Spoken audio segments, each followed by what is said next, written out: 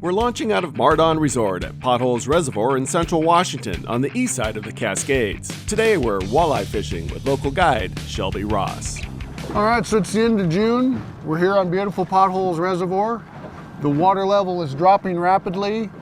The fish are transitioning out of the creek channels where they had spawned and moving into the weeds, and every day is kind of a different bite with wind on some days and a good bite. If it's dead calm and sunny, it's a tough bite with our relatively clear water, and we got a nice breeze today, and we should be able to go get them.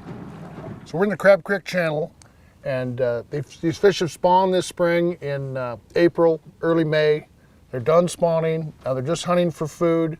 Our water level's dropping rapidly. These fish have spawned up the channel here, and as the water level drops, they're sliding towards deeper water, and so every day we're kind of learning again where they're at as they slide toward the main lake. It's 8 foot deep here right now.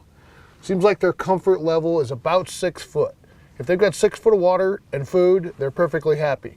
As that water level continues to drop, they'll continue to slide back toward the main lake, and fall they'll be right out in the main lake.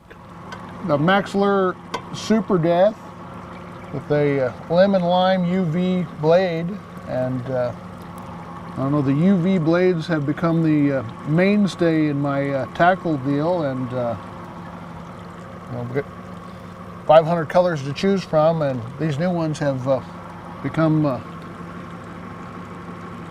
thing that I've been using. So we'll give her a whirl here and see if they are liking the lemon lime this morning. That high UV, does that what do you think that does? Just better visibility in the stained water, or what it does is catch more fish. And that's the key. So when the UV burst first came out, Johnny Kendall says, I don't even know why you guys make any of the other colors, because this is the one that catches all the fish. UV glow burst is tough to beat. Yeah, we've got the Smile Blade Super Death right out of the package, shorten the leader to about 3.5, 4 foot. The clearer the water, the longer the leader. The rockier the area we're fishing, the shorter the leader. And I've fished them in really rocky areas as short as 12 inches. Caught fish just fine. Again, the clearer the water, the longer the leader. And we're going to run about 1.2 to 1.4 miles an hour has been the sweet spot, and that action, that twisting action, is the key.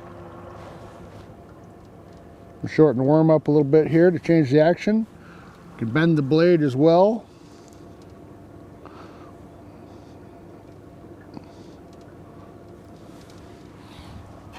See how she looks. There we go. The fish are feeding on anything they can catch. We're transitioning from when their main diet is insects to more bait fish. We're starting all of the fish, all the different species of fish have spawned in the lake, and so there's more and more bait fish available to them, and they'll transition away from those bugs that they've been eating all spring because it was their only available food, to more bait fish. So Potholes has lots of different species of fish in it. Walleye, of course, largemouth and smallmouth bass, perch, crappie, bluegill, trout, carp, bullhead, channel cat, I think what I'm missing, burbot. That's all I can think of off the top of my head. I'm sure I'm missing something. We're gonna make one pass here, and if we're not connected, we're leaving, because it's a tough bite for the walleye. So we're gonna make one pass here. It's where we caught them yesterday. And if we don't connect, we're gonna slide out to deeper water where it's not so critical to have that ripple. But the wind really helps our bite in this shallow water. Welcome back to Potholes Reservoir. I'm Justin Wolf. It's beautiful and calm, but not ideal for walleye fishing, which is forcing us to scale down our presentations. That's a small 0.8 Smile Blade in UV burst, glow burst. So that twist that the Slow Death or Super Death hook creates just drives the walleye wild, and it just has accounted for tons and tons of our fish for the last 10 years. And it's pretty rare that I'm fishing a 2-hook rig anymore. Most of the time, just reeling down on the fish when you're getting bit, when they've loaded that rod tip As soon as they start biting, you can't grab that rod and just pull. You let them eat it long enough to load that rod tip and just start reeling. The reels are high-speed reels, 7-to-1 retrieve, and it does a really good job setting the hook instead of, you see people all the time bassmaster them and just pull that hook right out of the fish, and this is what happens. I buy the biggest night crawlers I can find, and getting the jumbo crawlers sometimes is a challenge. Just seems like I have more action with the bigger crawlers, and I have better spin. Fish on, fish on. On that UV lemon lime. Oh, your net. Nice little walleye there. It's a small eye. Be next year's fish.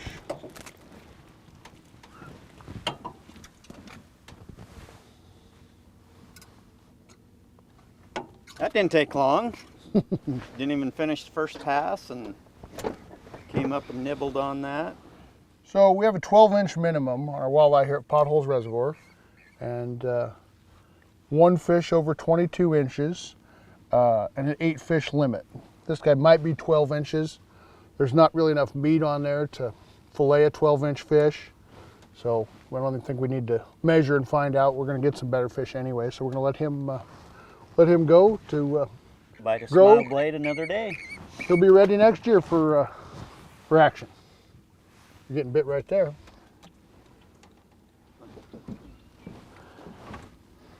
Fish on. Reel, reel, reel. You get him? Oh, kidding me.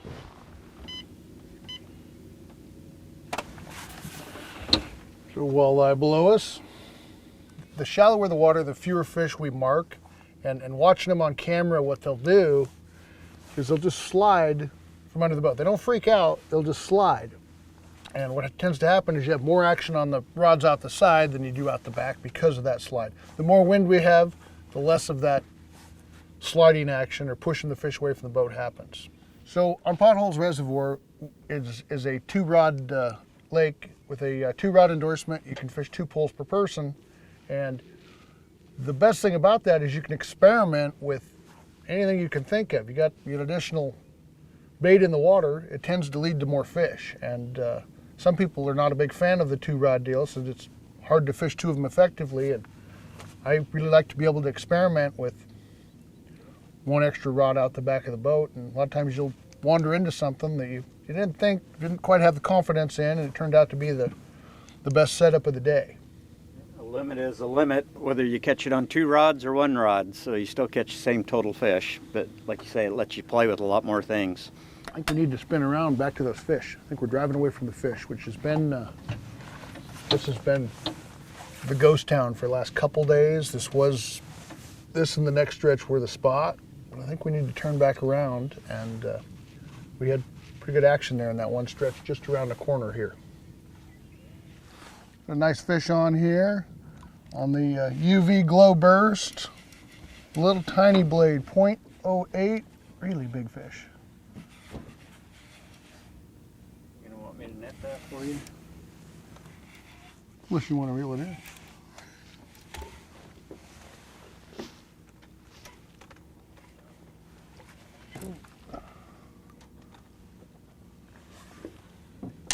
Nice fish. Get you in front of me. Ready?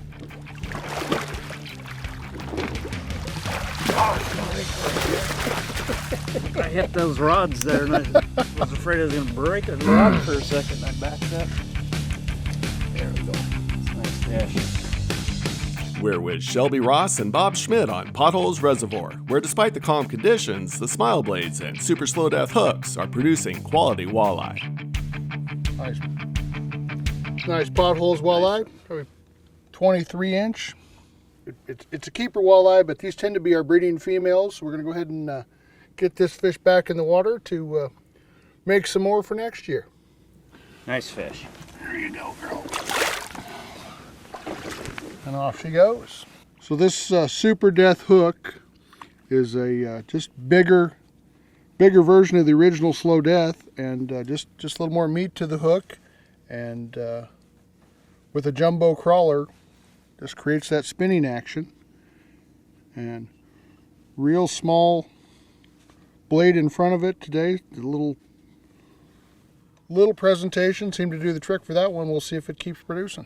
Yeah, as Shelby was saying, the size of the blade can make a big difference on your profile of your bait. We go from an 0.8 all the way up to 2.8 for different species of fish, and trying to match the bait size. And then with the hooks, like you were saying, we have the slow death hook, which is a finer wire that'll spin real well. And then we have also the super slow death hook with the smile blade. That's a heavier wire and a bigger bend to help spin that worm even easier. I was looking at this stained water, and I always felt like this UV copper did really well when I've tried them in the stained water. So I'm gonna go ahead and put one of those on. And the nice thing is, on this rod here, Shelby has it tied with a loop on the end. So I'll be able to pop the smile blade on and off without even having to retie. So the smile blade right here, you slide it up, you can pop it right over that knot and it comes right off. And then you take this tag that Shelby left on there, slide that tag through the hole in the smile blade.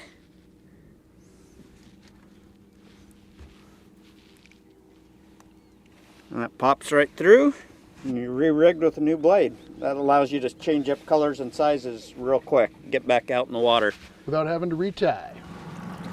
We got one good fish. Wind's laid down, pretty flat calm. We're gonna slide out to a little deeper water. The fish have been a little more apt to work with us if it's really calm, so we'll go give that a try. If the wind comes back up, we'll move up here shallow and hit them another time.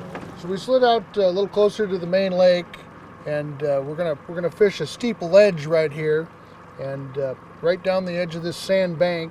And so Bob's side of the boat, a lot of times, going to be in 17 to 20 foot. This side of the boat will be in 12. We're marking fish already right here. There's a nice walleye laying on the bottom. Nice walleye coming to the boat. Oh, it's not. It's a bullhead. Those happen once in a while. That's trophy walleye scent or trophy bullhead scent? I didn't put a scent on that one, so. Got another fish on here. Hopefully we're out of the bullhead program.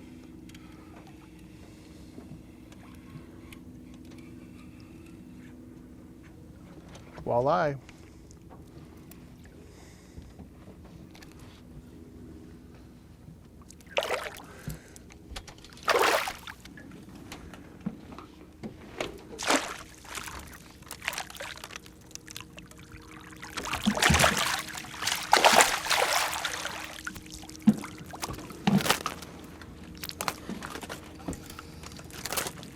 Nice chunky 19, 20-inch fish.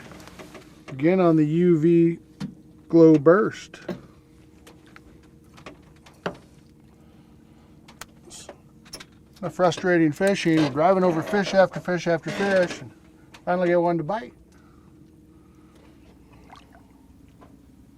Oh, fish on, fish on. Crappie.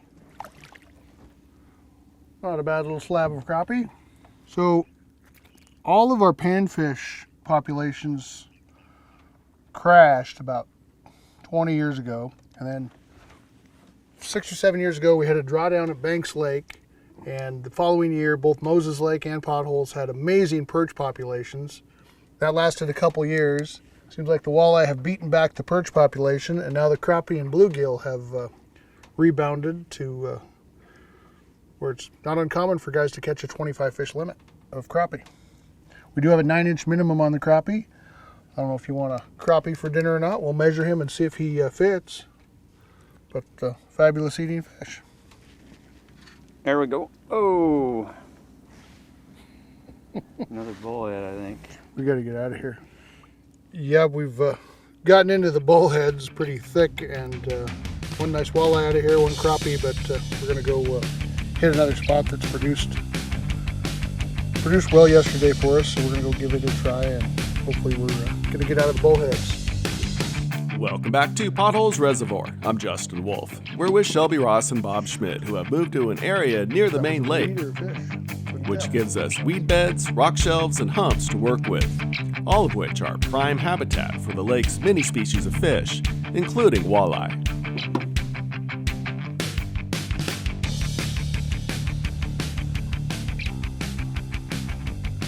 Here's one. Ready? Fish on. Not a walleye. Crappie.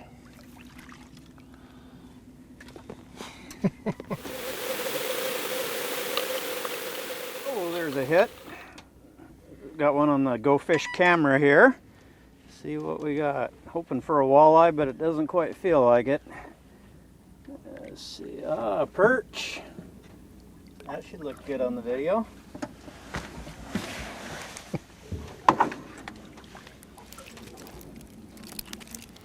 So that's yellow perch. Walleye's favorite forage here at Potholes. And he's just about to eater size, not a whole bunch of meat on him, so it's up to you if you want to keep him or let him go. Yeah, just go ahead and let him go. Another fish on. Doesn't really feel like a walleye. Oh.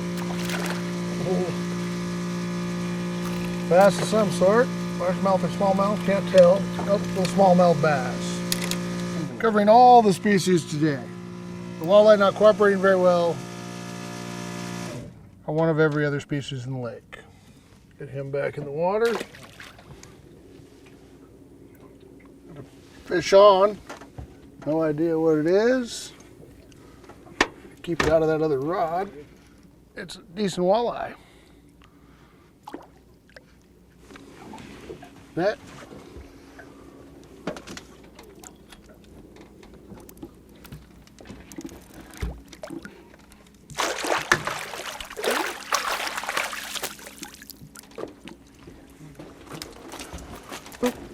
And the hook pops out.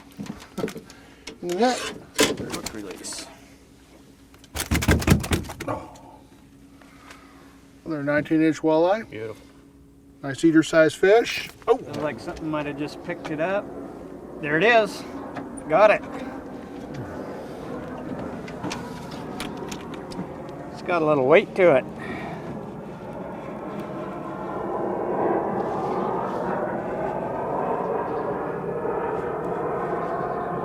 ready, lift. Nice walleye. Oh, oh, oh, not ready yet. Now lift.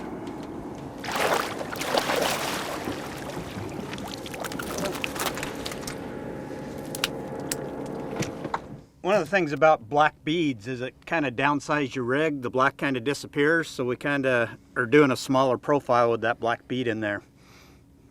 I asked Shelby what the temperature in the water was, and it was 71. And I asked him if that maintained all the way down.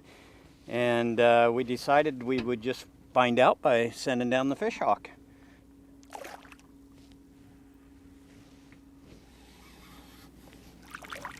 The nice things is you don't need to leave it down there very long at all, and it picks that temperature up. So 71 degrees there on the surface.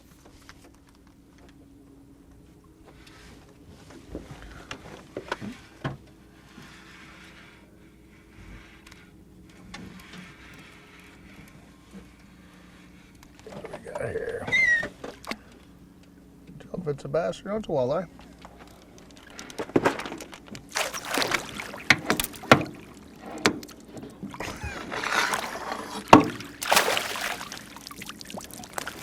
Another nice eater fish.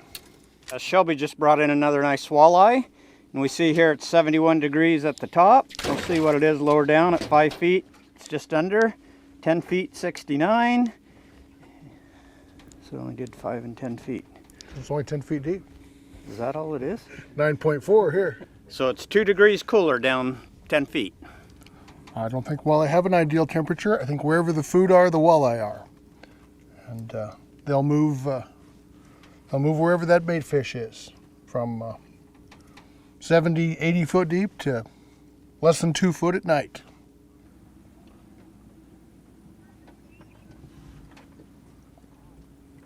Pick that. Got him. No idea what it is. This is on the rat. A mouse.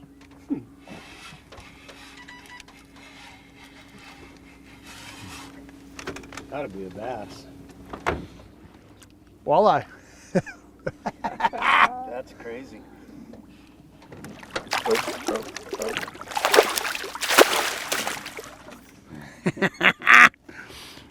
On the Spro wet. It's the Spro rat. Nice. That is the first for me that I've ever seen. Never seen that before.